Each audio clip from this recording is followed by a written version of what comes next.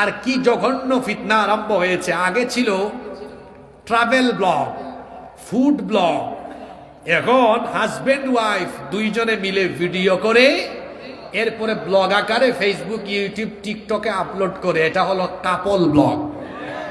এটা চাচারা এই ওয়াজ বুঝবেন না, যুবকরা বুঝছে। কি যুবক ভাইয়েরা আসে না?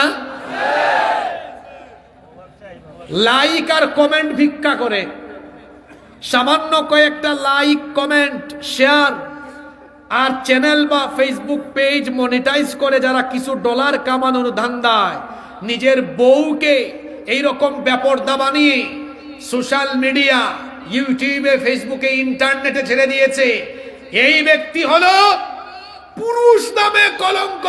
সে হলো আসমানের নিচে জমিনের উপরে সবচাইতে বড় বেহায়া। সে হলো মানুষ রূপী আস্ত একটা শয়তান।